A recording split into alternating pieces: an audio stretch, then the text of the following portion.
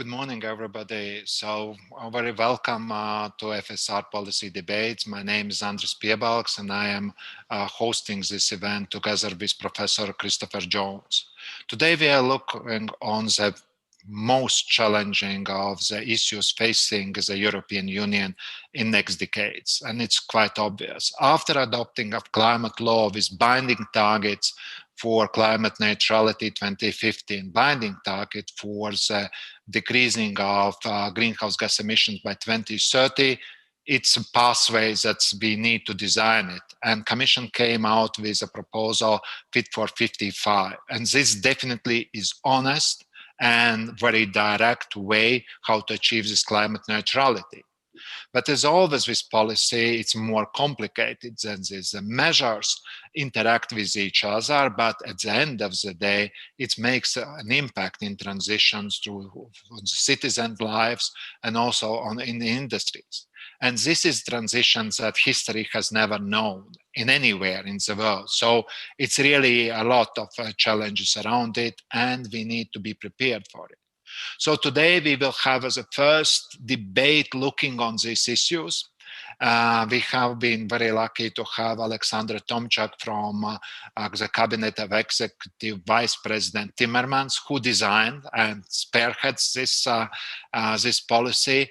We have also a very fantastic panel with the colleagues that are working closely with Florence School of Regulation, Jesse Scott, Albert Bressand, Andrei, Belyi, and definitely Ilaria Conti, who is head of gas area in Florence School of Regulation.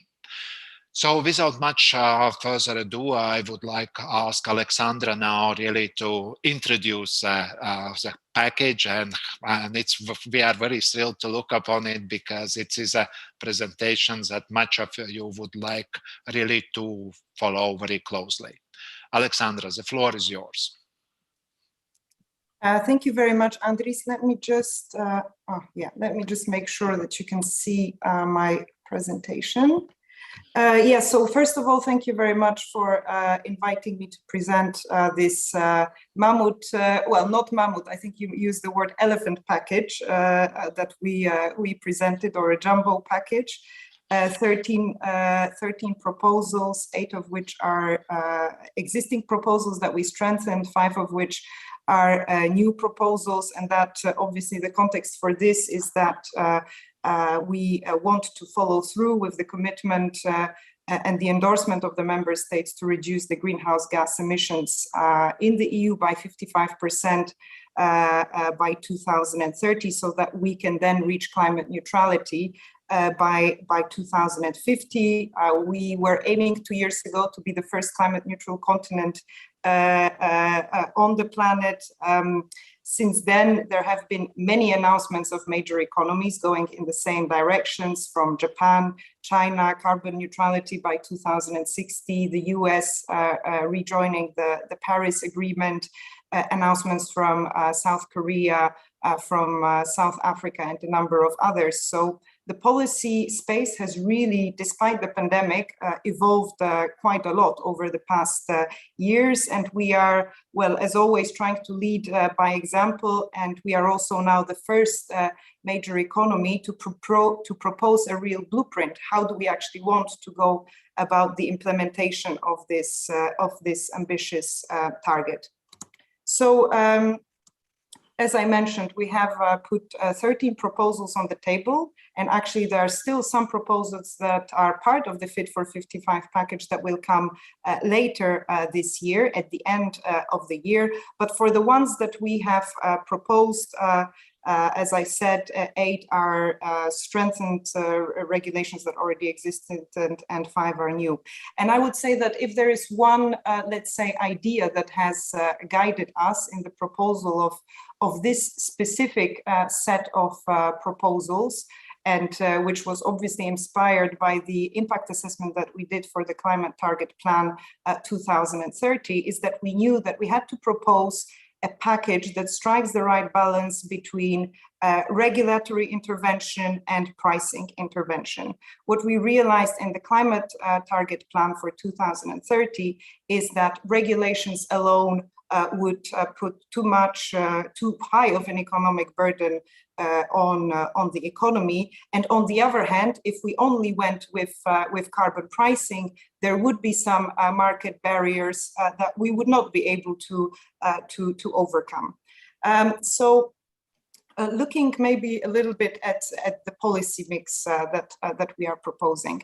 On one hand, we are introducing more of the pricing mechanism, pricing signals, by having ETS now more prominently in aviation, extending it to maritime, strengthening the existing ETS, also reviewing the Energy Taxation Directive and introducing the carbon border mechanism. I will go into more details later. We also have new targets, whether it's for effort sharing regulation, the Renewable Energy Directive, energy efficiency, but also a strengthened LULUCF regulation target there. And then the third element, what we call rules, you could call it measures. These are all these additional proposals that are complementing the pricing signals and the targets. And among those, we see mainly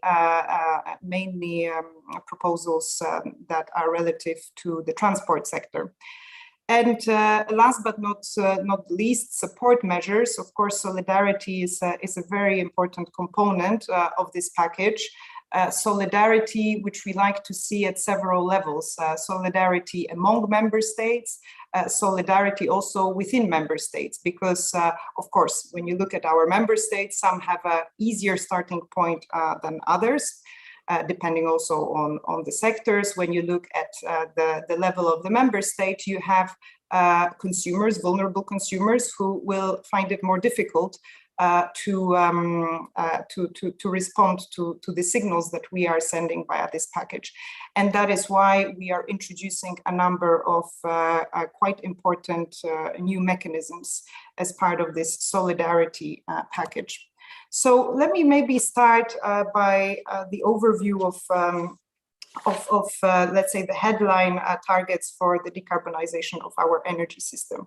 We are proposing to have a higher renewables target, a higher energy efficiency target, both when it comes to primary energy consumption and final energy consumption. The two figures are now different because, well, we have set these targets some time ago, so there have been some differences between the evolution of primary and finally energy consumption.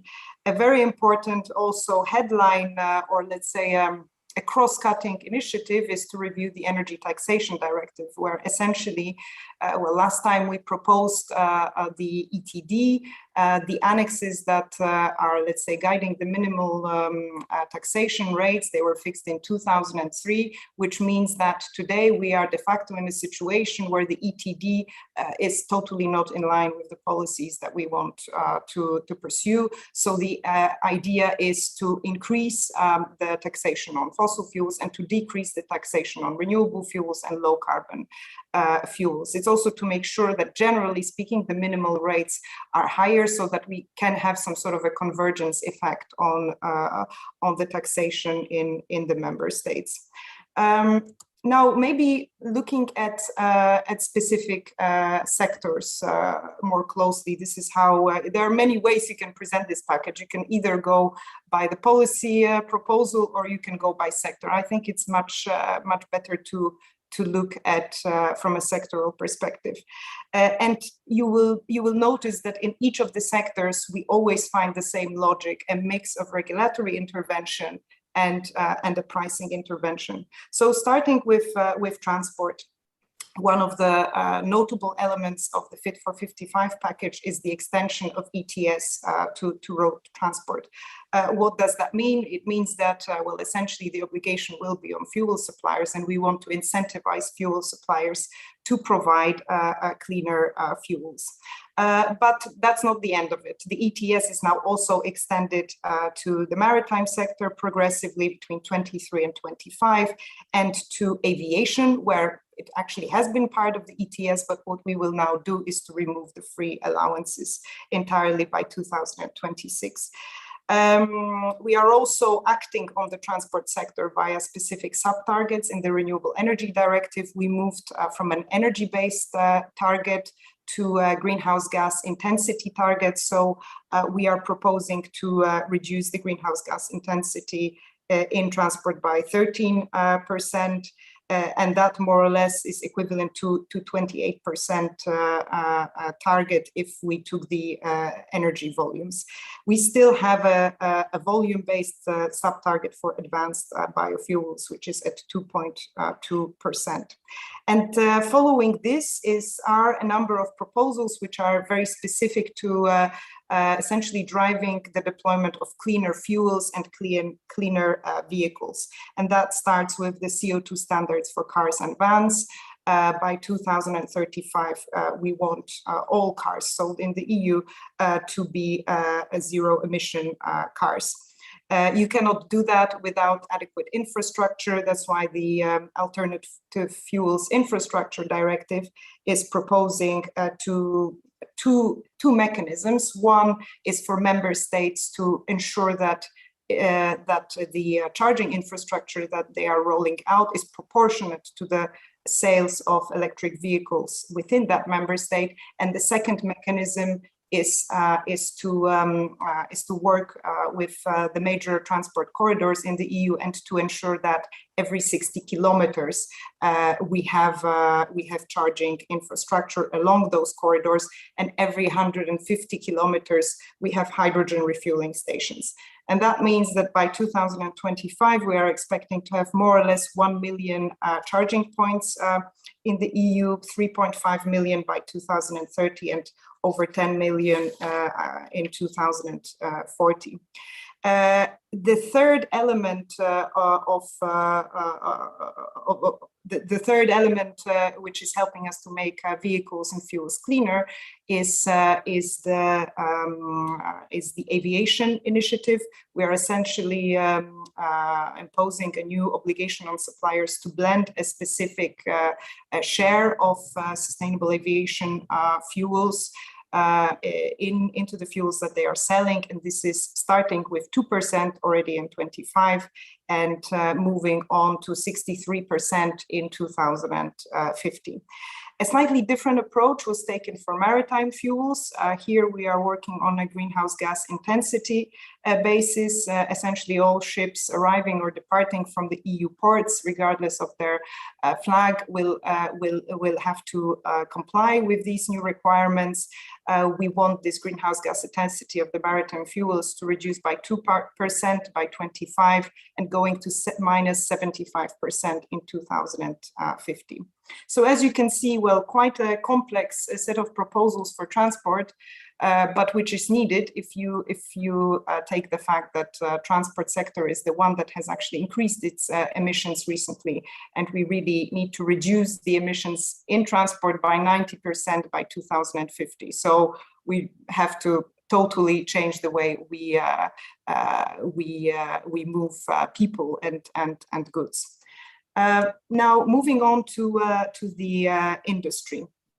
There we also have, well, probably have seen more or less stable greenhouse gas emissions from the industry, with slight decrease over the past years and decades, and we obviously need to do much more. It's important to already do more now because we know that the investment cycles are coming up very quickly, and if we miss that boat, we might be stuck with inefficient technologies or technologies that lock us into inefficient solutions for well, quite a long time.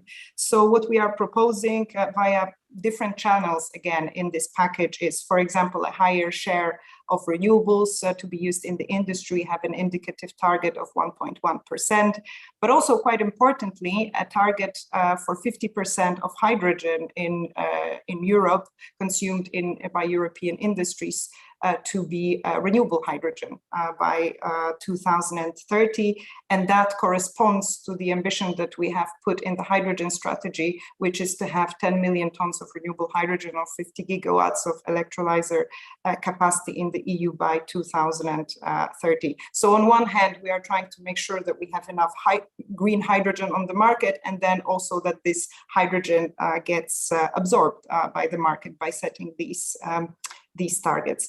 But of course, we are being told by the industry that this is not enough. We also need to help the uptake, not only by setting targets, but also by supporting innovation and by providing financial support.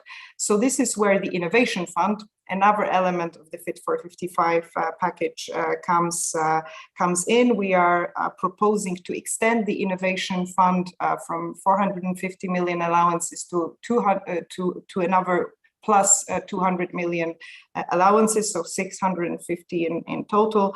And if you read the ETS proposal, because this is where the Innovation Fund sits, you will see that one of the ideas that we are going to take forward is to finance carbon contracts for difference via the upgraded and bigger Innovation Fund. And this would be also our contribution to helping the industry take up these new fuels, in addition to funding innovative technologies such as steel production with hydrogen, such as carbon capture and storage applications, etc. And then finally, I think very important when you talk about the industry is the new proposal, new initiative, the Carbon Border Adjustment Mechanism, which aims essentially to ensure that we don't outsource our emissions. It's all good to be ambitious in the EU, but we don't want this to result in the emissions being outsourced outside of the EU. So carbon leakage here is the main point. We are starting with 5 products: cement, aluminium, electricity, iron and steel, and fertilizers. And we are proposing to take it in steps, to start with a transitional phase until 2026, and then move essentially to a system where importers of these products in the EU will have to purchase CBAM certificates, operating on the idea that what the carbon price that is paid by EU-based producers should be the same as the carbon price imposed on imported products. If the countries have carbon pricing, that of course makes things much easier. But alongside this, of course, phasing out the free allowances progressively as well, since we have a mechanism that now specifically protects these industries. And let me just finish with final sector buildings. Again, a very important chunk of the progress that we need to make to achieve our targets, with again the same logic: introduction of carbon pricing, so setting up of a new ETS that is now covering building sector. Not covering directly households, but the suppliers of heating fuels. The idea behind the introduction of this mechanism is to make sure that it shortens the payback period of investments, and also encourages a more energy efficient behavior. In parallel to this, we also have in the Renewable Energy Directive specific targets for the increase of the share of renewables that we would like to see in the heating sector, and also specifically in district heating and cooling. The Energy Efficiency Directive has a target for public sector to renovate 3% of their buildings every year. And we will have the Energy Performance of Buildings Directive, which is going to be reviewed before the end of the year. And quite importantly, we'll have reviewed minimal performance standards, which are going to move us closer to zero emission buildings. Well, one element also let's say, more horizontal, ensuring that our carbon sink is working in the way that we need, at a sufficient scale that we need in order to achieve climate neutrality by 2050. And now, well, very important last point, solidarity. I think Chris is going to focus in his presentation on quite a lot on the impacts that this package can have on industries, on the economy, on households. Generally speaking, we see obviously positive impacts from these proposals in the form of the creation of new jobs. And I was actually quite positively surprised recently when I saw a recent IRENA report which said that for $1 million US invested in renewable energy technologies, you have 7.5 jobs, while in fossil fuels you have 2.5. So this myth a little bit of the labor intensity of fossil fuels is progressively being proven wrong. We know that we will generate many more jobs. The Green Deal is our growth strategy. It's also our strategy to get out of the crisis, but we cannot turn a blind eye on the fact that in the transitional period, it will be challenging. So that's why we are proposing to create a new social climate fund, which will be established based on more or less 25% of the revenues from the extended ETS, so to buildings and transport. We are estimating that it can raise more or less 72.5 billion euros to be distributed among all member states according to a set of criteria taking into account the risk of energy poverty. And this fund can do a number of very interesting things. First of all, we are proposing that it's administered a little bit like the Recovery and Resilience Facility, so based on plans from member states, looking really at how they are aiming to address very concrete problems. The fund would target low and middle income households, and the expenses or the investments that will be eligible under this fund are, for example, renovation of buildings, moving to cleaner energy systems, moving to also cleaner mobility solutions, and quite, I think, importantly, will also be the only EU fund that can provide direct income support. No other EU fund can provide income support. So this is to essentially recognize that we know that there will be households for whom this change is going to be more challenging. That's at the member state level. When it comes to the solidarity between member states, we are also proposing to strengthen the modernization fund. So now we have allocated 2% of emission allowances to that fund. We are proposing to allocate another 2.5%. The effort sharing regulation has a solidarity mechanism embedded in it because the targets are set according to the GDP. And well, finally, the ETS with the 10% of allowances that are distributed among the poorest member states, that mechanism also remains. So this is, really in a nutshell, very challenging to cover all these proposals in such a short time, but I hope that was helpful. Thank you, Aleksandra. It was great and very comprehensive, and well, the presentations that makes us think that implementation of Fit for 55 will be easy. But I have one question in the chat box. Basically, the question is from Stanislav Cherkezov, and he says, how the emission trading scheme for road transport correspond with the obligation for trucks and drivers to return to their home every 3 weeks imposed by the mobility package.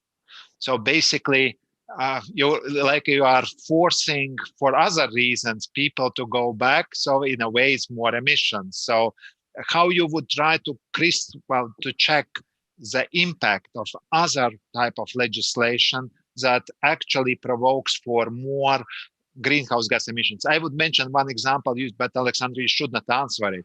It is Parliament going to Strasbourg. So it's I know it's political to come, but from the climate point of view, it's always a challenge.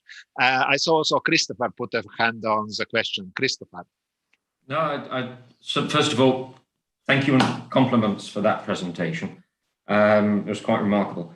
My question is, which elements do you think are going to be most difficult to get agreement on?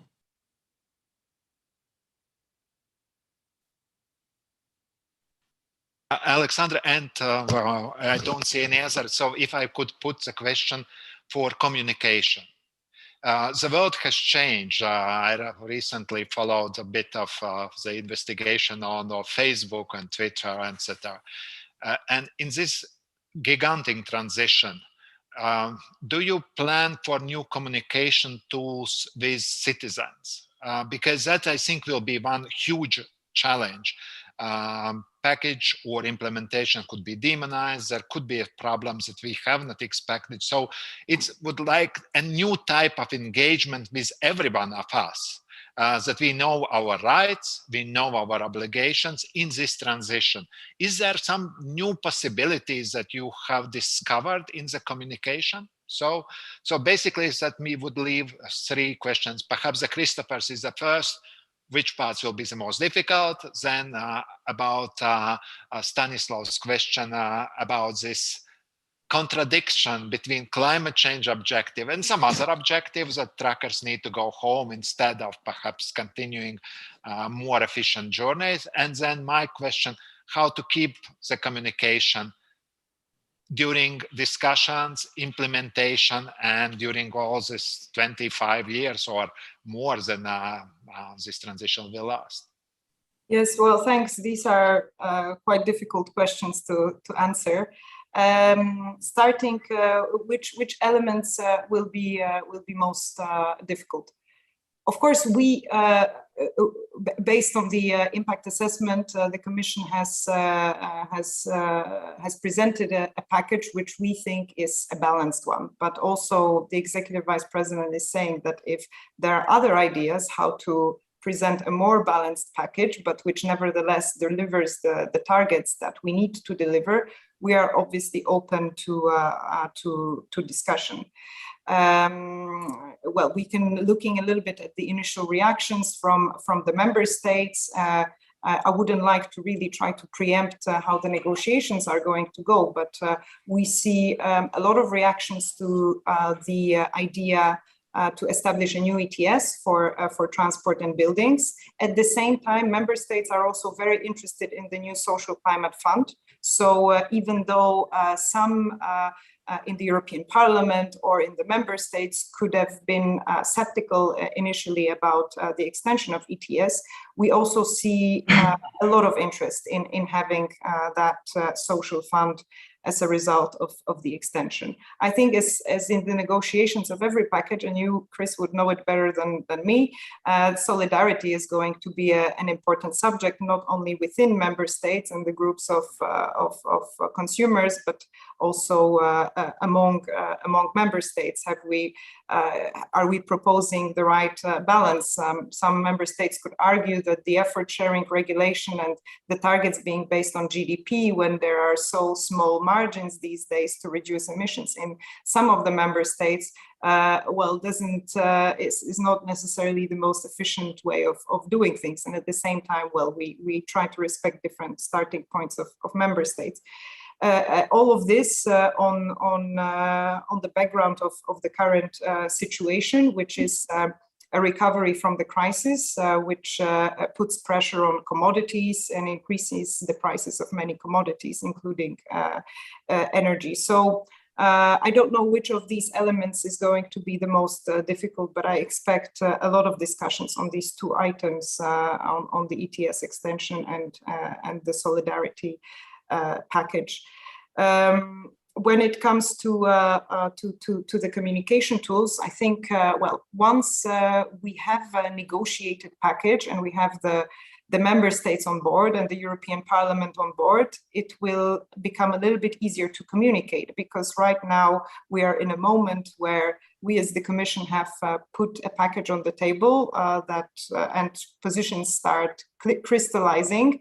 not always going in the same direction. I don't think we from Brussels can communicate on the details of this package on our own in all of the member states, in all of the regions, and that's why we will need a strong buy-in from the governments and from the MEPs, so that this task can be shared among all three institutions.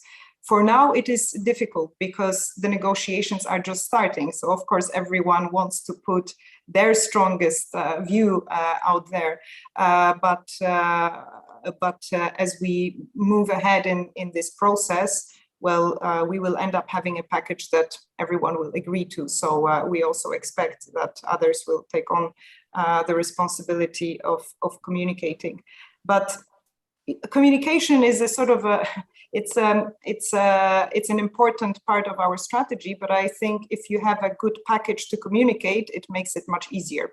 And from that perspective, that's why we really felt very strongly about the social elements of this package, not just to try and sell it better, but because we think it's the right thing to do. If you leave behind regions, consumers that are vulnerable, you will simply not be able to carry out this transformation. So, so on substance, I think having this strong social component is going to be of big help, and this is one that we definitely also want to preserve in these negotiations. And well, finally, on a very controversial issue of trucks, and well, mainstreaming the European Green Deal agenda in other policy areas. Yes, it's an ongoing task. We will be seeing, I think, other areas where difficult problems need to be solved. I would just say that when it comes to the issue of empty trucks, we should also not exclude in the future that other business ideas might emerge on the top of that regulation, such as, well, if you have an empty truck going from point A to point B, wouldn't that be a good incentive to actually not make it empty? So let's maybe also think about new business opportunities and ideas that can emerge on the top of these new regulations. So that's, yeah, I hope that was helpful. No, I think Aleksandra, great answers, and I have more questions, but I think we need really now to give the chance to Professor Jones to really reflect this particular aspect and some questions related what it could make an impact on citizens and industries. Aleksandra, thank you very much. It's really appreciated, and in the name of myself and Christopher and also Florence School of Regulations, we have been very happy to see you in our debate series, and I hope that we could invite you in the future as well, so that you will respond as the discussions will progress. Thank you. And Christopher, now the floor is yours, so please now bring the elements. Thank you, Andris. Just checking you can see my screen. And it works. Yes, we do. Perfect. Great. Okay, so first of all, thank you to Aleksandra. That was one of the most impressive presentations of the Fit for 55 package I've seen. It was the most, and if anything, it makes me even more impressed by the Fit for 55 package. Andris and I was adding it up, we have quite more than 50 years experience in the European Commission. And we said, when we were talking about this, we haven't seen a more honest, coherent and ambitious plan from the Commission, ever. And what we mean by honest is that this stuff is really difficult. It is going to put a lot of costs on citizens and industry. We know that. And I thought the fact that Aleksandra mentioned this and acknowledged this was really good. And the Commission has not hesitated to do what is actually needed to put its money where its mouth is, to say, okay, we need to do 55, and it hasn't avoided dealing with the tricky stuff, industry, buildings, transport, that is going to cause a lot of costs on citizens and buildings. And the fact that the Commission recognises this and has actually addressed it and is actually doing what needs to be done is, I think, deeply ambitious. Now, we all know that in order to try and prevent a politician from actually adopting any proposal, you have to tell her or him that it's a courageous one. But this actually is a courageous one, I must say. But what I'd like to do just for 5 or so minutes, because one of the difficulties with this proposal is to actually try and put all the 18 proposals together and then ask the question, what actually is it going to mean to industry? What is it going to mean to citizens? And then ask the question, is the balance right? Because that at the end of the day is the key question. Because the real trick for dealing with this incredible challenge is to get the balance right in terms of decarbonisation actions during the relevant part of the decarbonisation cycle. Are you hitting the right buttons at the right time, basically? And that's the question that has to be asked in terms of whether the costs that are going to be borne by citizens and industry are correct. So what we'd kind of like to do is to ask sort of 3 different questions. Is this realistic? Is it actually going to happen? I mean, it's all very well setting targets. Is there any chance they're going to be met? Is it going to actually happen? Secondly, how much will it cost on citizens and industry? And thirdly, what I really like from what Aleksandra said of what the EVP says is, you don't like it, give us some other suggestions. Do something better that will still achieve the 50-50, the Fit for 55% target. And I thought that was absolutely brilliant. So we'd like to sort of suggest some thoughts. So this is just trying to summarize on a one slide what Aleksandra has said in terms of what's in it. And when you look at that, it is phenomenal. It really is. But the important thing is trying to bring it all together. Now, if I can get this to work. Yeah. Okay, so what I'm going to try and do is say, okay, what's the cumulative effect on citizens? So, first of all, obviously the ETS is going to have a very significant effect on citizens. Because if you look at the extension of the ETS to buildings and saying, okay, what we're going to do is cut 43% of the greenhouse gas out of the fossil fuel mix by 2030, and you actually think about that, wow, gas and oil prices for people who heat their homes are going to skyrocket. Let's be honest, they're going to skyrocket. And I'm not saying any of this, I'm not saying it's a bad thing. It needs to happen. I heat my home, I'm ashamed to say, with heating oil because we're not connected to the gas grid, and it's covered by trees. So, but that's no excuse, okay? That is no excuse. But what it's done is absolutely right. It's going to price me out the market. But that's fine because I'm luckily enough to have a very good income. I can afford it. Not everybody can. So that's going to be tough. So natural gas be eventually taxed at the same level as oil. Okay, fine. And the ED requirements will obviously also increase the cost of buildings for citizens and business. That's the point. The red, okay, the targets for renewable electricity, I'll talk about this, are toe-curlingly ambitious and will increase the price of electricity. Let's be honest, it will increase the price of electricity. We can have a debate about that, but I'll put a month's salary that the electricity price in 2035 is going to be considerably higher than it is today. So in terms of citizens, so the RES targets, the ETS, the CBAM, the transport sector, the tax directive, this is really going to impact citizens. In terms of transport, as Aleksandra said, this is really, really ambitious. And the point is, it has to be if it's actually going to achieve a 55% cut by 2050 overall. Okay, we're not looking for transport to really hit 55%. That would be overly ambitious, perhaps.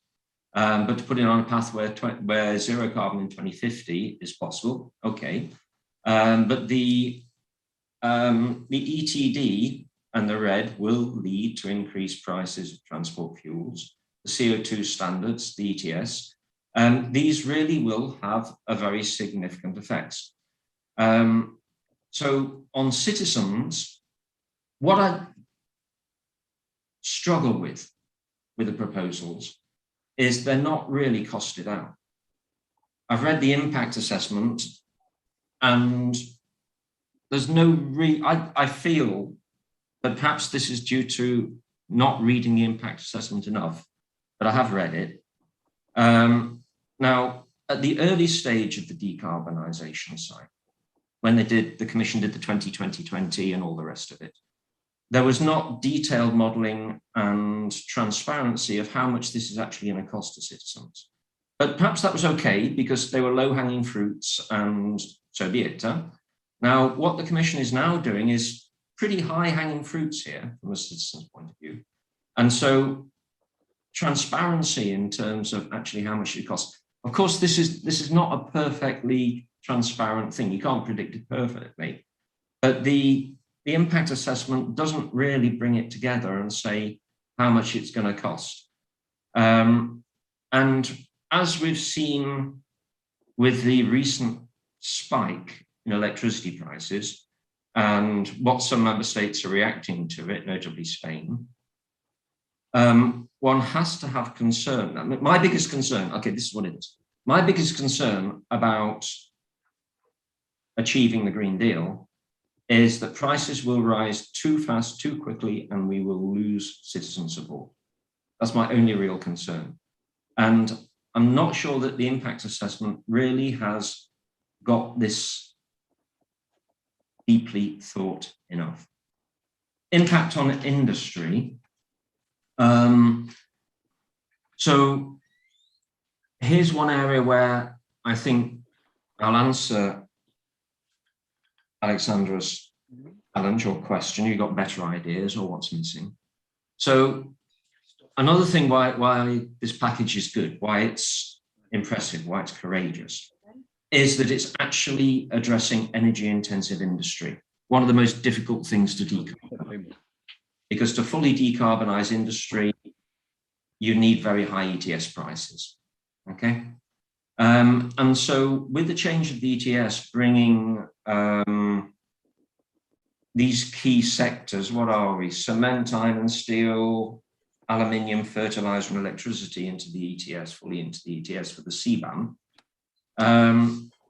will have a huge challenge for these industries, to be honest. I mean, first of all, okay, you're going to expose them to the ETS, great. There are no export refunds because that's not compatible with the WTO. But that means that steel, cement and fertilizer in the EU are going to be more expensive than steel, fertilizer and cement in America, Russia, whatever. Which means that you can't export them. Secondly, if steel is more expensive in the EU than in China or the US, that will surely mean that cars in the EU will have a competitive disadvantage, downstream cost effects. So this is going to be a challenge to industry. And one thing that I'm missing here is how do you decarbonize steel, cement and fertilizers if you don't have CCUS? Now, you can decarbonize, first of all, you can't decarbonize cement unless you have CCS because of the production of CO2 in the production process. If you want to go to steel through using hydrogen, you need ETS prices of 200 and God knows what. If you use CCS, you need a lot less. But the Commission has no thought through policy of getting CCS to work. And so what you're doing, if you don't have CCS, there's no way in God's green earth that steel and cement and fertilizers can actually do anything to decarbonize using hydrogen at less than 200 euros a ton. So unless you give them CCS, the only consequence they're going to have is going to have to buy ETS certificates, but not decarbonize. Makes no sense. So my first question there is, okay, CCUS, without it. Secondly, on impact on industry is the RES target, e-fuels. and the fact that the Commission is really focusing only, to a very large extent, on green hydrogen and providing a 50% obligation in terms of green hydrogen on industry. Again, this is a real challenge in terms of the steel, steel, fertilizers, and methanol industries. Green hydrogen today is about €2 a ton, was expected to be €2 a ton more expensive than grey hydrogen. Get rid of half of it, so that means 4 million tons a year. 4 million tons is 4 billion kilos.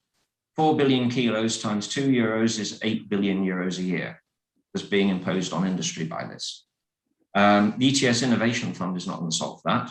That's also 4 billion a year more if you use green hydrogen compared to blue hydrogen, at least until 2030, and almost certainly 2040. So the second question that I would raise, first is CCUS.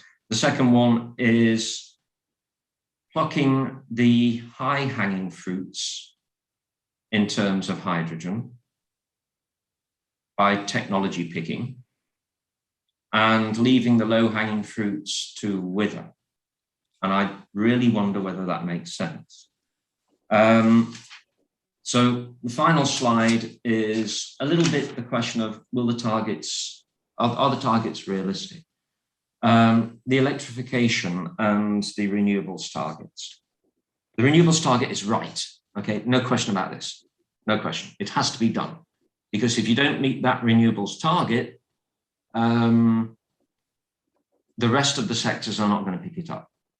If you don't do the renewables, and that means renewable electricity, because to get renewables into transport, buildings, agriculture, whatever industry, is going to take more time than electricity. But it means, I think I'm right, around 66% of our electricity needs to be met from renewable electricity by 2030.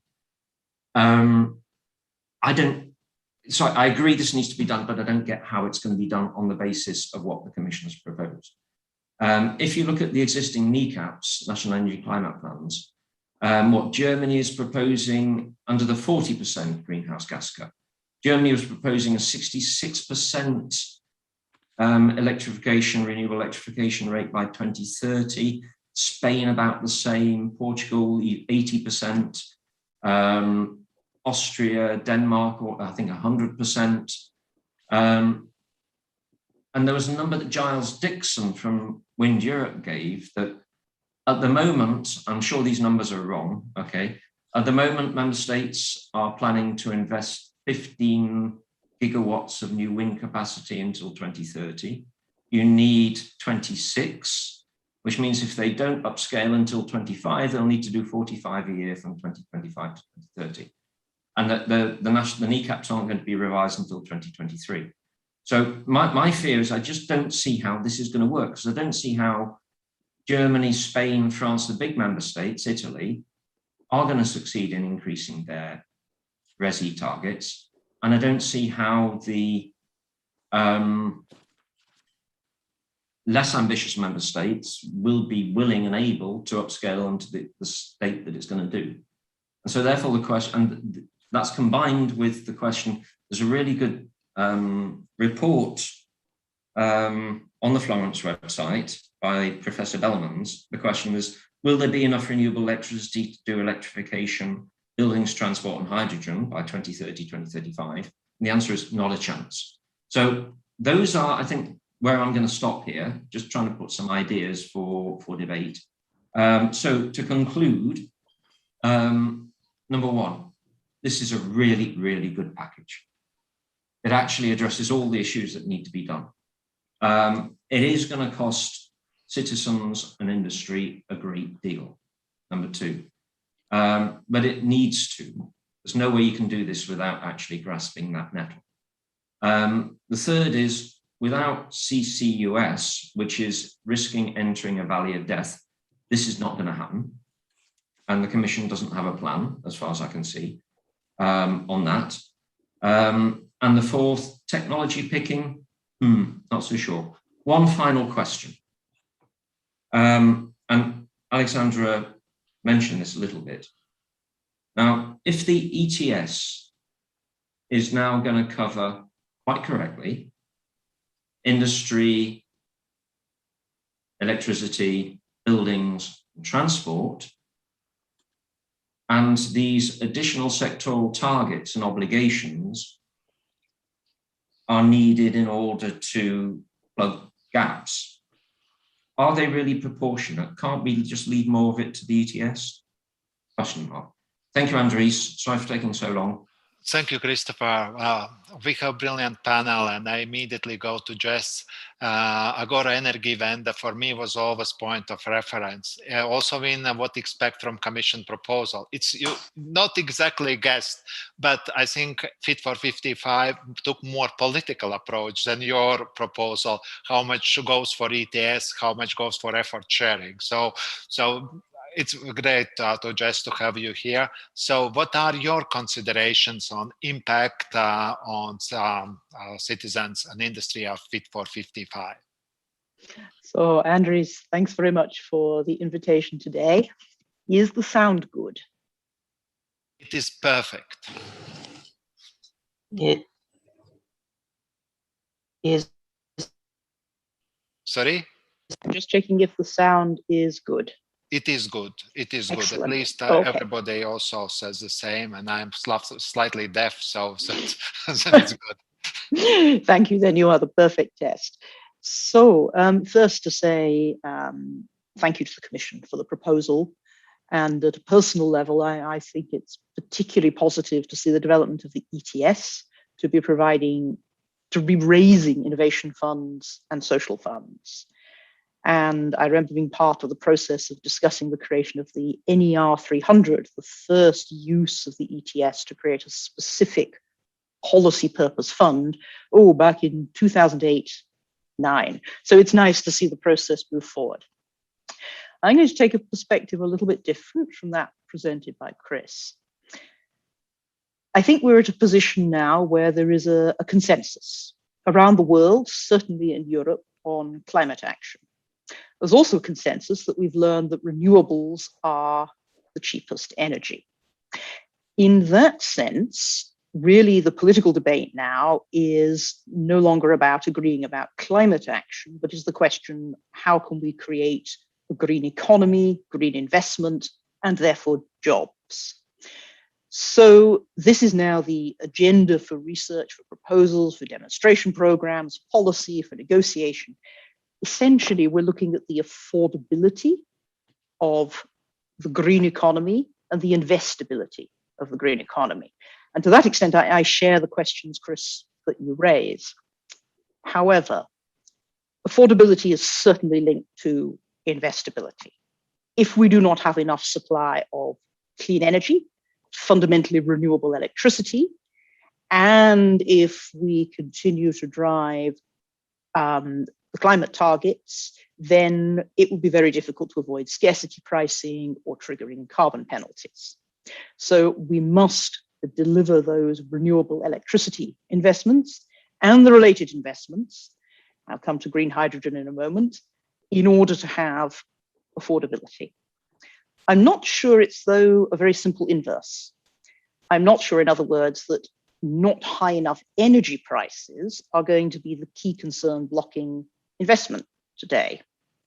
You hear frequently from many different types of business today that the investor appetite for green infrastructure, green energy is very, very strong, but that it's held back by a number of other kinds of barriers. Project permitting for grids, confused signals from the policy environment. We have net zero commitments, but national coal power retirement dates well into the 2030s. At the EU level, there's a discussion today to water down the science-based sustainable finance taxonomy by including natural gas. These are confusing signals to investors. And if we want the investment to happen in order to create the affordability of the transition and the jobs, then we need to make sure there is a really strong alignment of all policies, hitting all the buttons at the right time, Chris, to support investability. So that means the public procurement rules, bank investment permitting, skilling of workers, all the regulations to work harmoniously towards the same goal. Second thing I think to think about is, in the end, we are talking about a green economy here. We're no longer talking about one or two sectors. In other words, the question of the cumulative effects on citizens and industries is a macroeconomic question. And really what we're looking at is such a scale of investment that we're looking at a macroeconomic stimulus for Europe. Let's take one example, heat sector, particularly the heat sector in residential buildings. This is a colossal opportunity to refurbish buildings, and therefore for a construction sector. And in the construction sector, of course, we need to go primarily to the buildings that exist today. Well, we know that there is a trend in Europe, elsewhere around the world, for a few cities to become the centers of prosperity, of activity, of employment, to attract population, and that many smaller towns are beginning to feel left behind.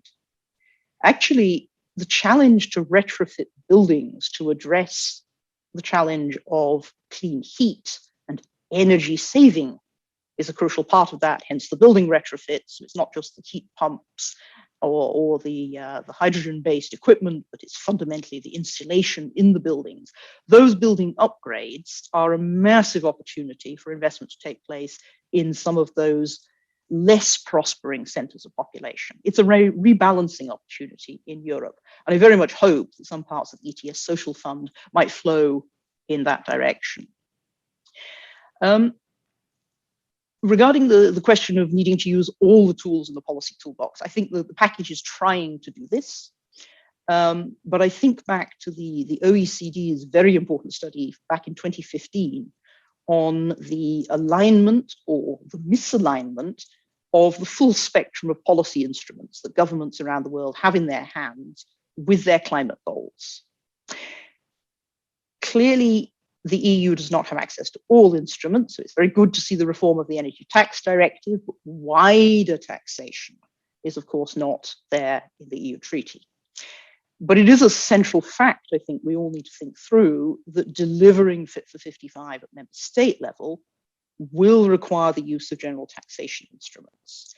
So I find it increasingly a little strange that we are sitting talking about massive changes in the building sector, for example, without any discussion about using property taxes to incentivize that building refurbishment, to ensure the installation of the heat pumps or the renewable hydrogen.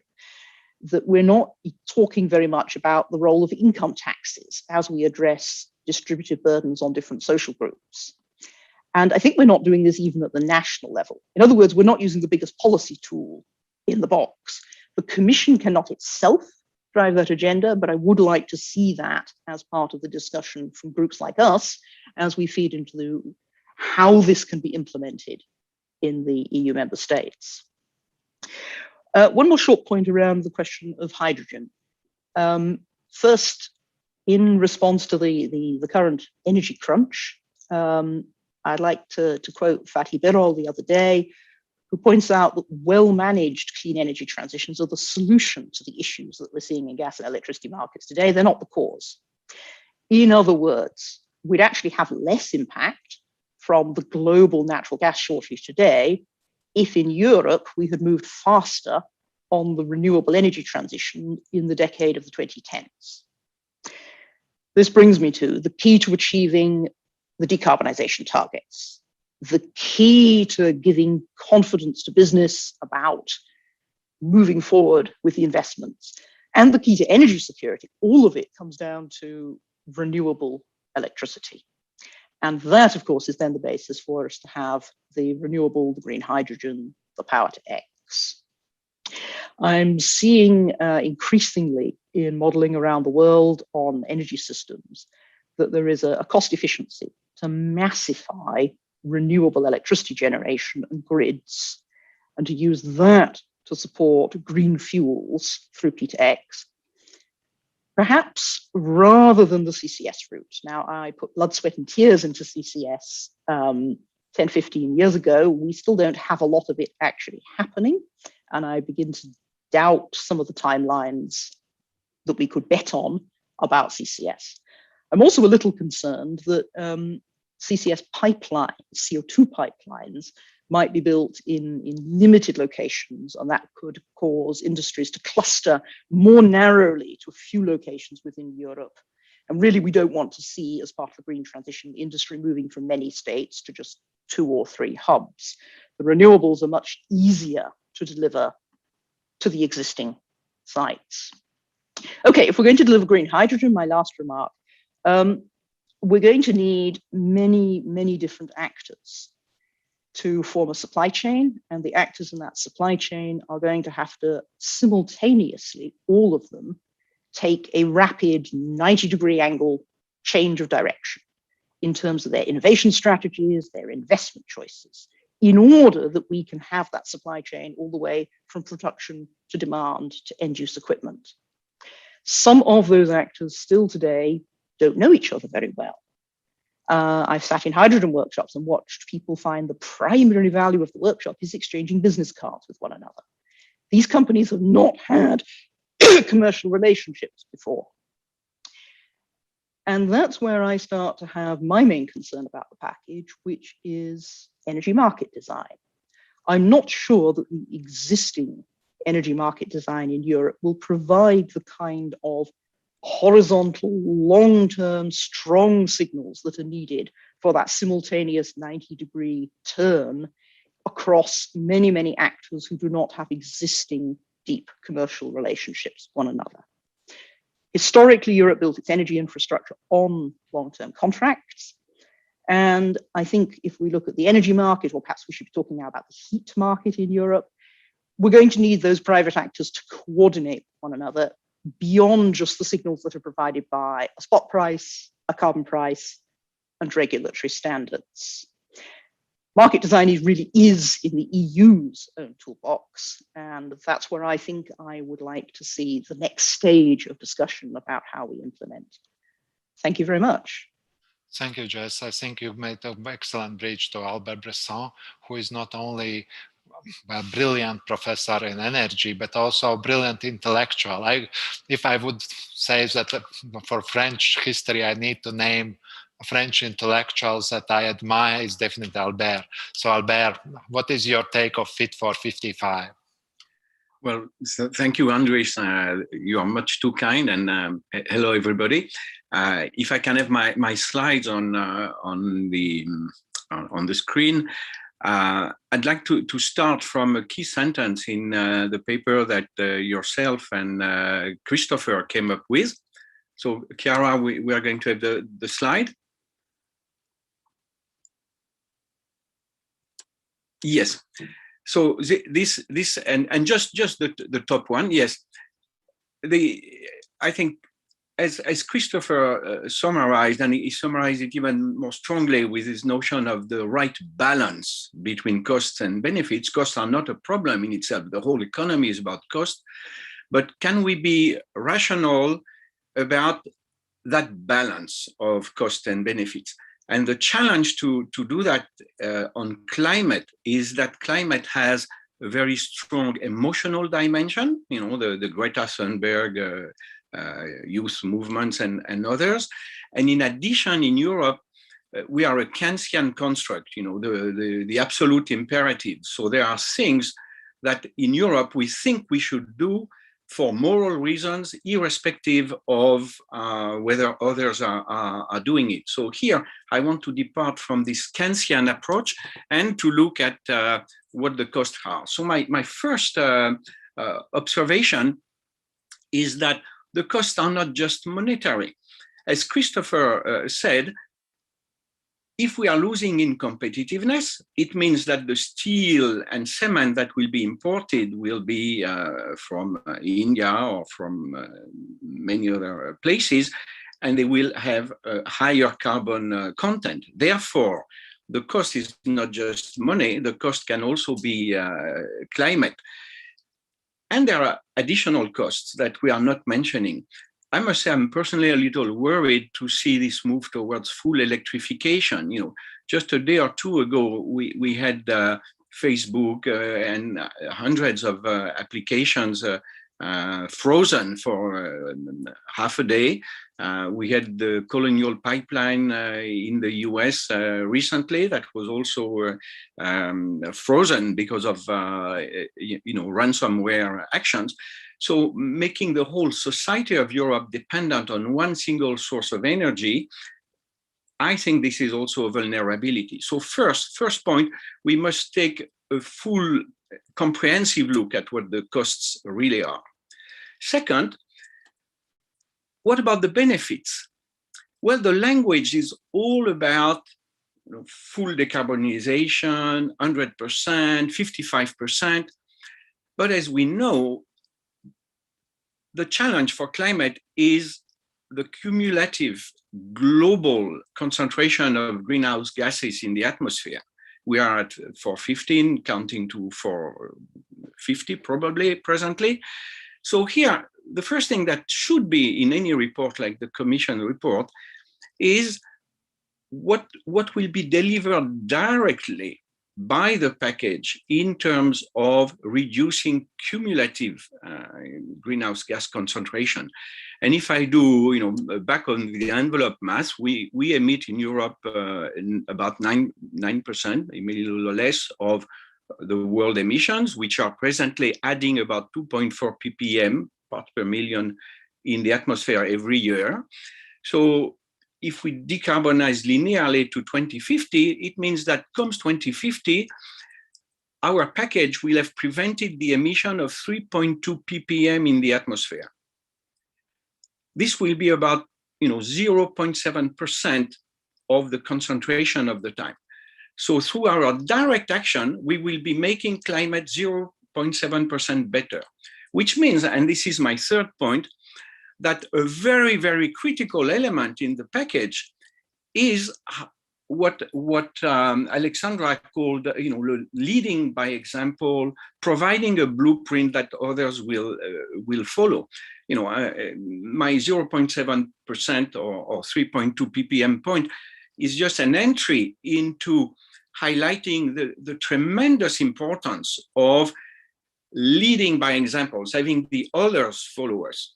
Here in Europe, because of our EU legislation, we tend to believe that Paris has set firm commitments for all countries to embrace. Paris actually, in the past Paris, when I talk about Paris, it meant the Moulin Rouge to most people. Now Paris means the COP agreement. Well, this COP agreement was designed very cleverly by François Hollande and Tubiana and others, and they started from the Copenhagen Accord. And the Copenhagen Accord's principle number one is not fighting climate change, it's national sovereignty. It's written in bold letters, NSDs, national NDCs, nationally determined contributions. If you read the NDCs of other countries like Russia, India, you are very disappointed. In Russia, there is no word like energy in their NDC. It's all about forests, which actually are burning today. So we have to be aware that we are the only part of the world that has fully committed, and therefore we should keep in mind how we bring these other countries on board. And I'm missing the next line here, Chiara, which is that the CBAM is therefore a most critical element in making sure that we lead, because we should not believe that the rest of the world will be led just by our Kantian moral imperative. They need to be led by very strong incentives, such as tax at the border. The question there is the EU as a political contract able to take those discretionary actions that can really put a cost for other players not to fight climate change as we do? This is a geopolitical issue, not just a climate issue. Point number 4 is that I think we are not facing actions by other states as we should. We have really 2 scenarios in mind. One is the scenario where Paris succeeds. We lead by example, and somehow we greatly reduce emissions, and things are not perfect, but at least we have avoided the catastrophe. And then the other scenario we have in mind is the catastrophe. That's not what's going to happen. What's going to happen is that in 5-10 years' time, the third scenario comes to light, which Nobel laureate Paul Crutzen described very well back in 2023, 28, I think, which is that there are very cheap technologies available to reduce solar radiations on Earth. It's called geoengineering. We don't like it, but it can be done by any small number of countries. And as we speak today, we have a few individual companies that are putting thousands of satellites in orbit, low orbit. So do not believe that we control the space. If some Gulf countries or Trump-run US decide to go for geoengineering, it will happen. So here, I think, we are not preparing ourselves to the reality, to the scenarios that may happen in between those we have in mind. And my last point, my fifth point, is that one thing we owe citizens, and here I'm fully on board with Jesse and Christopher and all, we have to speak in a language that is not emotional. We have to speak in a science-based language. For example, renewable energy. Now, anybody who has done 1 week of thermodynamics knows that there is no such thing as renewable energy. We really mean energy based on flows as opposed to energy based on stock. It's a notion that was coined back at the Marrakesh COP of the early 2000s to isolate, to separate nuclear, which green movements does not like, from the rest of the low carbon. So this word renewable is a political term. Actually, the real experts talk about wind, solar, they do not use this term very often, but to the public, it creates a wrong impression that there is something infinite about it. Similarly, in net zero, we have two words, but the only one we really develop is zero. I am fully on board with Christopher when he talked about CCUS and how we are underemphasizing it. We call it net zero, but we are really trying to sell pure zero. And many issues there. So let me conclude by saying that now that we are going after these high-hanging fruits, the very costly ones, we have to address these fruits in a language that does not set policies through the words. I'm not a fan of Derrida and Foucault, but here I think Andris, rejoining you on the French intellectual side, Foucault has shown that language is also power.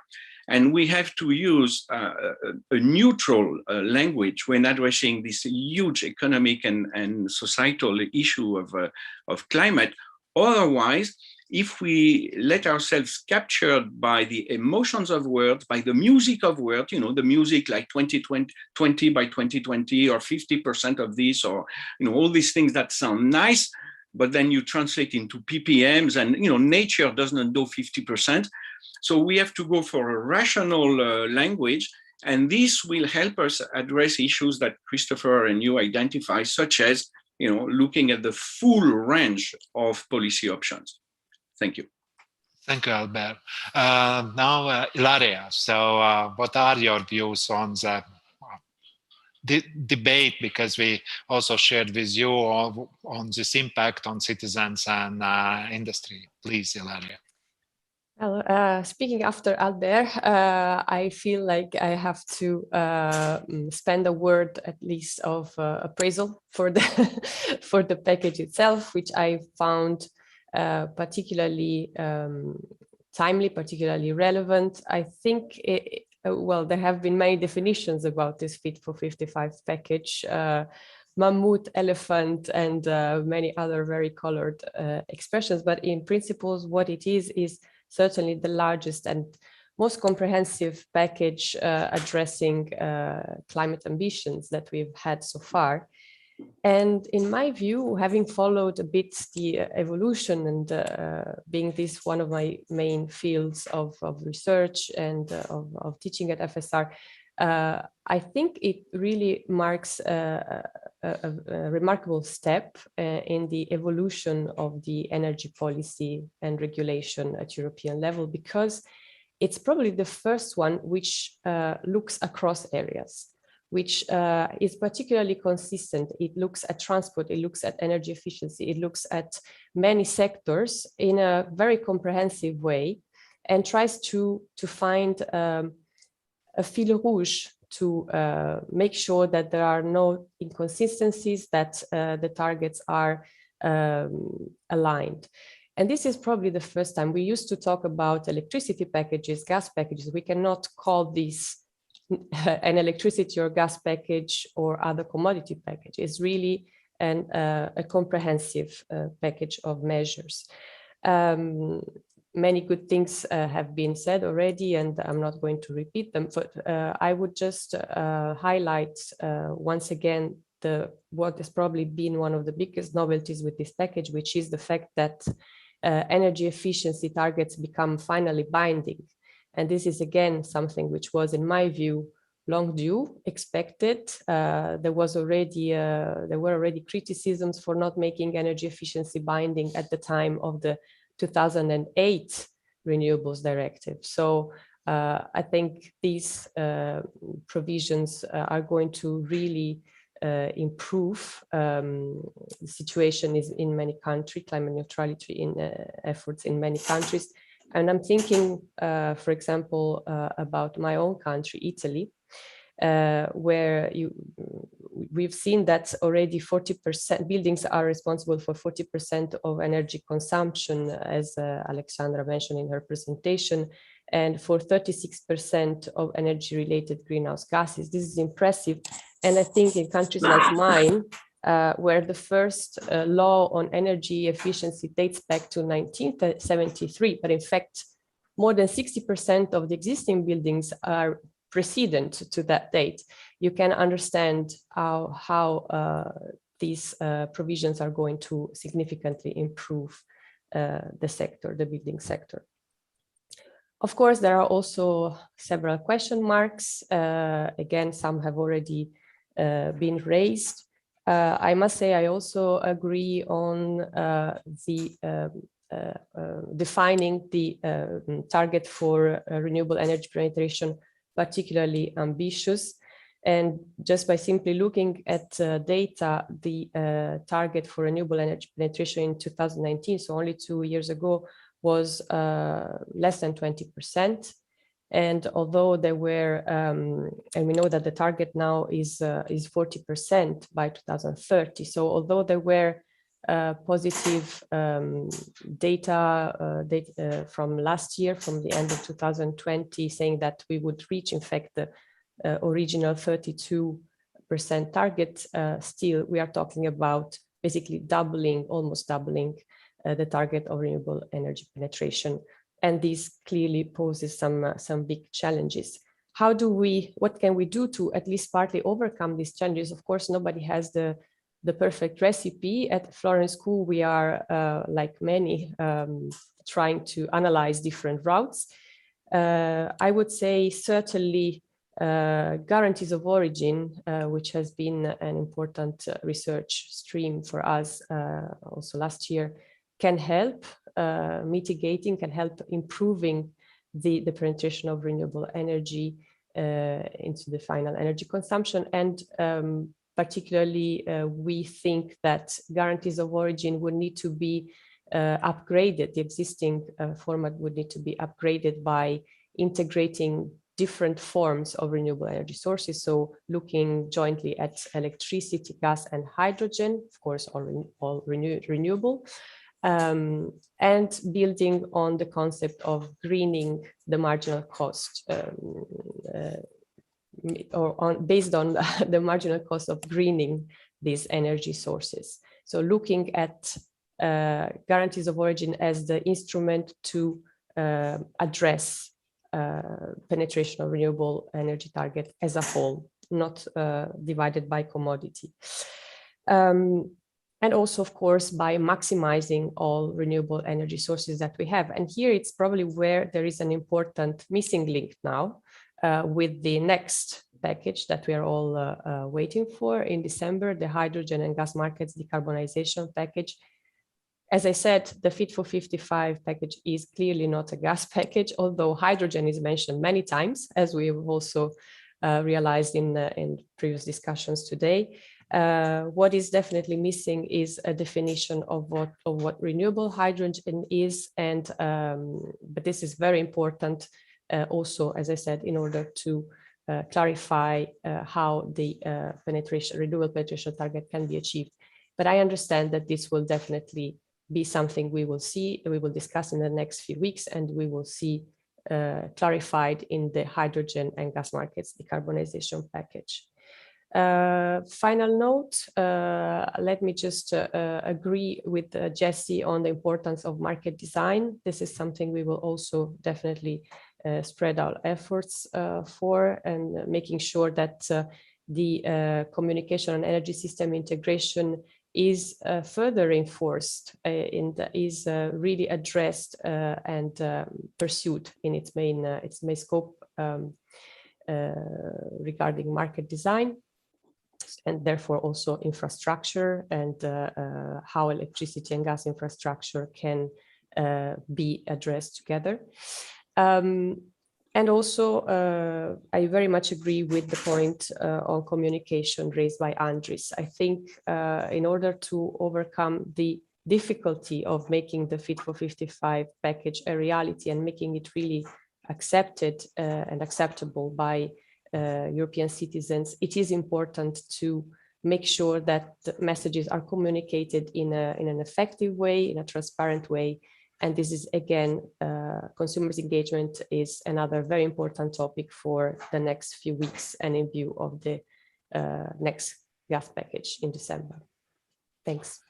Thank you very much, Ilaria. I'm very glad that Andrei Belyi could join. He's a brilliant scientist, but it also lives, well, 4 hours away from me, so we're at least close to this region. But I think what makes Andrei unique, he has a lot of exposure to the companies, small and medium-sized companies that basically wholeheartedly believe in the necessity to change, but really expect more clarity on impacts, on further developments, because they are too small to build their own policies, but they are really squeezed in a way because the aspirations where they see everything will go, and at the same time, well, reality is on the ground. So, Andrei, I don't know if you will touch this point, but the floor is yours, as we have a broad view on the package, so please go ahead. Thank you very much. Well, it's I'm in a very good position because everybody covered very different sides of the package and also of the energy transition costs and benefits. So answering directly your question about stakeholders, both medium-sized or bigger stakeholders, with some little exceptions, are concerned about the fact that the energy transition will be costly for the industry and for the SMEs. And the thing is that if the industry bears the costs, it also has long-term effects and mid-term effects, which are more dramatic because they're going to come earlier than the benefits. That may result in, for example, higher unemployment, lower industrial outputs, hence leading to lower revenues to budgets. So challenges are huge, but we have to understand also that the direct relation between electricity price and the average wage differs a lot across Europe. That's why we feel more discontent, for example, in the Baltic states or across the Central and Eastern Europe. And the main warning, the main concern is that if these socioeconomic concerns are ignored, we may see more forces like we see already in Poland and Hungary arriving to power, and that definitely going to be a risk for the overall European integration. Another concern that many have is that we are sending a wrong signal to the industrial sectors when we say that actually the European Union will not need hydrocarbons anymore over a sudden. Actually, it will, not only because hydrocarbons play still an important role in the European total primary energy supply, but also because hydrocarbons play a key role in chemical industry as feedstock, or petrochemicals are required in different sectors, from the buildings to the textile, roads, infrastructure, even medical healthcare sector employs so much of the plastic which is required, which is irreplaceable in this sector. So therefore, we cannot simply bar the fossil fuels. And we cannot turn the energy transition to be, let's say, hostile to the fossil fuels. We have to engage the fossil fuel industry into the energy transition. To be fair, Fit 55 basically integrates this part, particularly in the maritime proposal, right? Because it basically denames liquefied natural gas as the energy transition fuel. Still, what we see now, we have very high energy prices, very high gas prices, skyrocketing gas prices. But LNG suppliers, they prefer markets where there are more clarity, where more clarity on the midterm objectives, where they are needed in terms of forward and long-term contracts. No, many suppliers want to cover the spot. We need you now, we don't need you tomorrow. Therefore, some European companies, some Baltic and Finnish companies expressed their surprise that the Fit 55 doesn't cover this gas to transport sector in road transport. We're supposed to go electric, and that also sends a wrong message to the populations who think, and basically I heard it directly, vocal discussions, because I twice spoke on the radio in Estonia, that the energy transition is done for the rich. And that's a wrong message, which is definitely not intended by the European Commission, but is a wrong message that we might pass to. And that again reinforces populist forces. Natural gas in transport doesn't only mean fossil gas. Yeah, it's also renewable gas. It's also biomethane. I will tell you a success story of Estonia, where after 2 years of operation of biomethane plants, already 50% of all natural gas vehicles are driven on biomethane. Now we are moving towards liquefied biomethane. So basically micro liquefaction is a technological revolution practically in the sector, which would be also be useful in the maritime sector. So focusing on hydrocarbons also helps you to develop alternative technologies within the hydrocarbon sectors. And finally, we need the European powerhouse, new European economic powerhouse, not only to ensure economic and social stability within Europe, but also to help the rest of the world in reducing their carbon footprint, and not only, even to develop basic institutions to address the carbon issue. In many countries, and I personally conducted technical assistance in Azerbaijan, and that's not an exception, in many countries, there are even no greenhouse gas inventarizations. They're so much behind institutionally, and they need to be assisted and helped. Likewise, there is a major challenge in reducing greenhouse gas emissions from hydrocarbon sectors. I don't deny it. Carbon intensity, gas flaring, methane emissions. And if you don't address those issues, the world will not reach the carbon neutrality. And as I mentioned earlier, we cannot just forget the fossil fuels. They are there. It's a key sector. And therefore, European Union might need to think how to incentivize those market players who are in Europe and who provide fossil fuels in order to reduce methane, gas flaring, and stuff like this. Moreover, how can European Union think over incentivizing those market players who are not, who do not have access to the European markets to reduce their carbon footprint, because usually they are more polluting than those who actually have access to the European Union. And then the question of offsetting comes, is actually one of the reasons why I launched the debate about the green LNG. Offsetting, I know it's not very liked, it's not very popular, because there are a lot of issues of transparency and of accountability, but at the same time is a necessary thing to manage in order to reach those players who are not incentivized by European regulation to reduce the carbon footprint. After all, the European Union contributes to some 8% of the global carbon emissions. It's very low.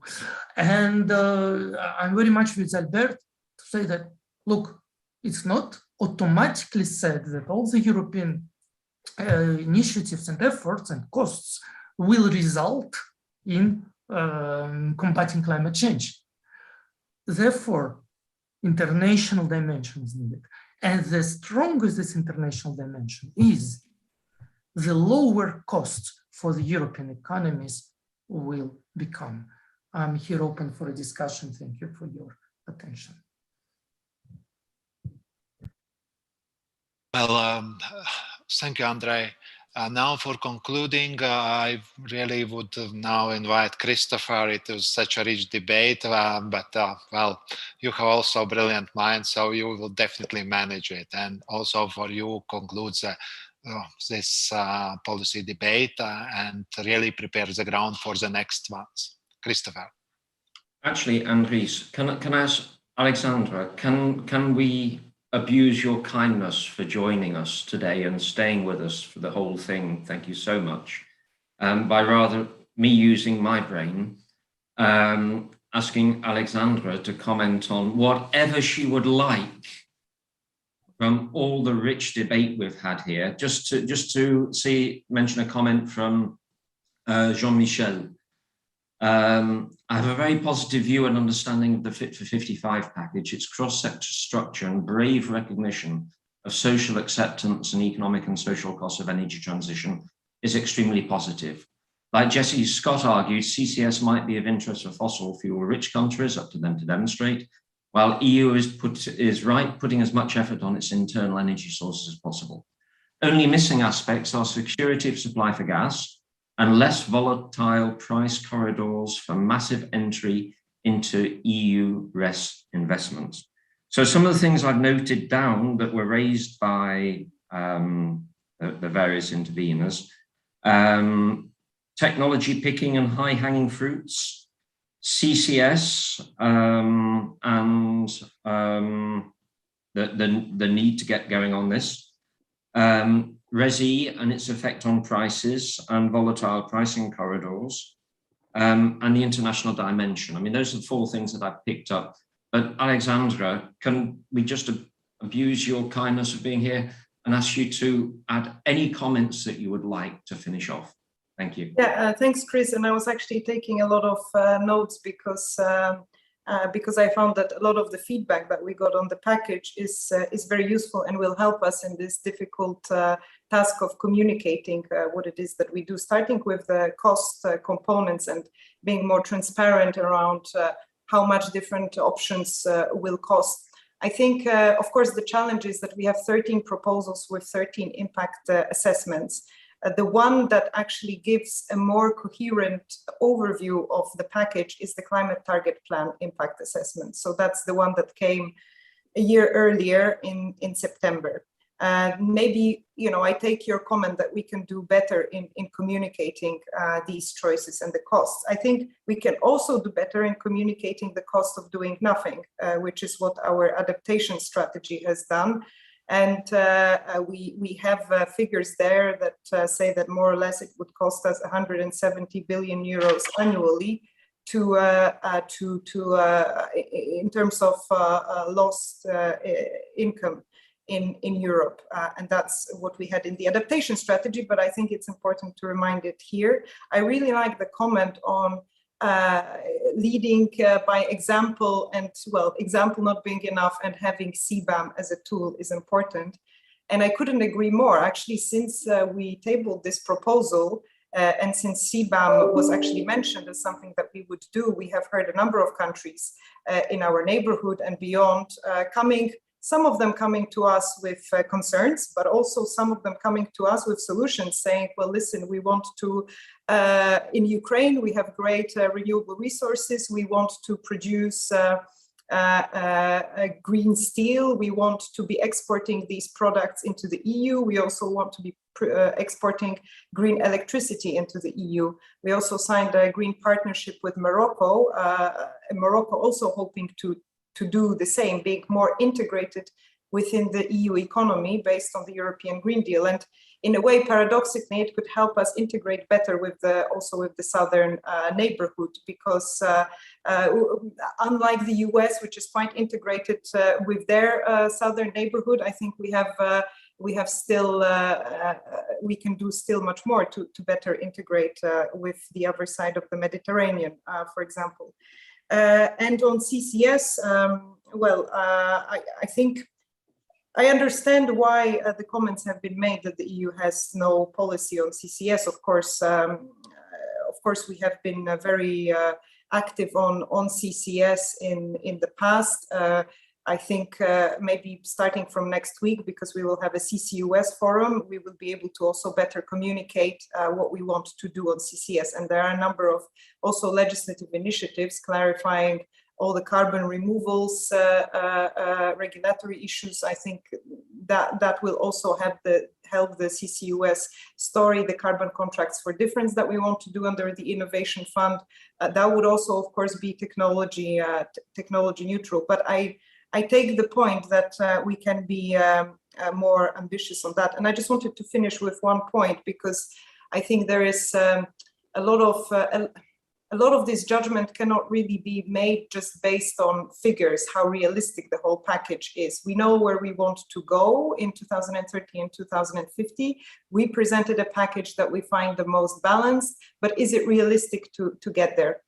I would just like to remind everyone that in 2008, which is only 13 years ago, we in Europe had a big ambition to keep coal and to decarbonize the electricity from coal, the famous CCS projects. We thought that the future would be in an energy system which keeps coal.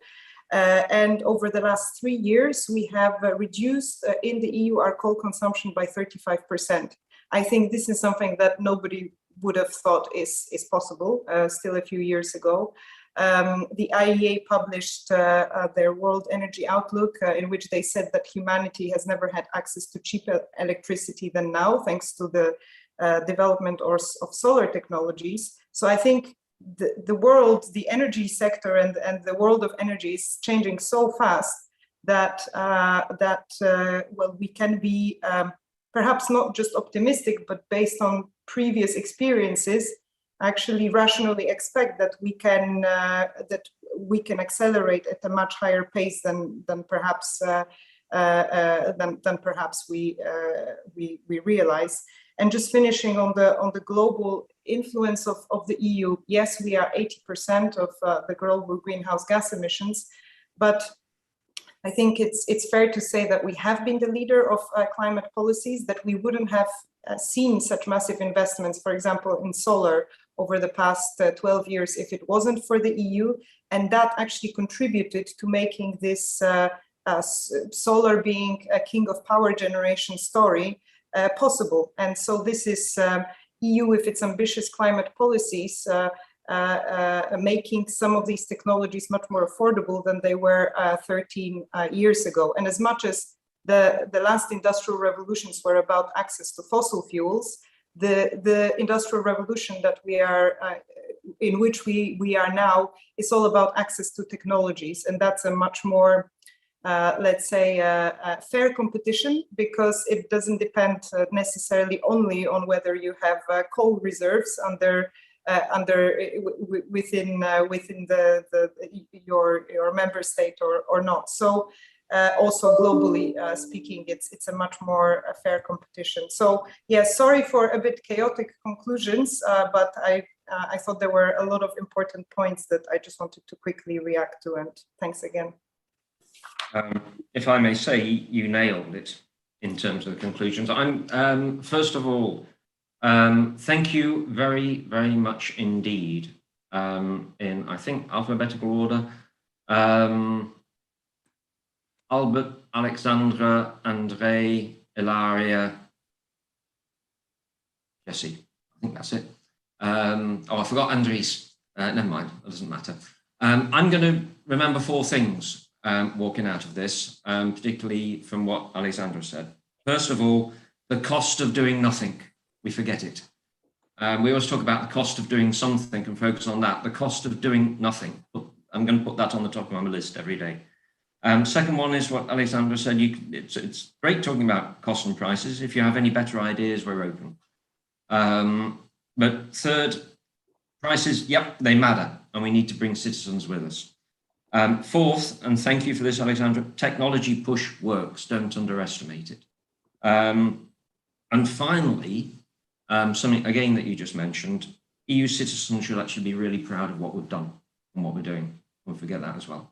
So thank you very much indeed, everybody. That was a wonderful, wonderful debate. I, for one, really enjoyed it, and look forward to seeing you next month for the next one.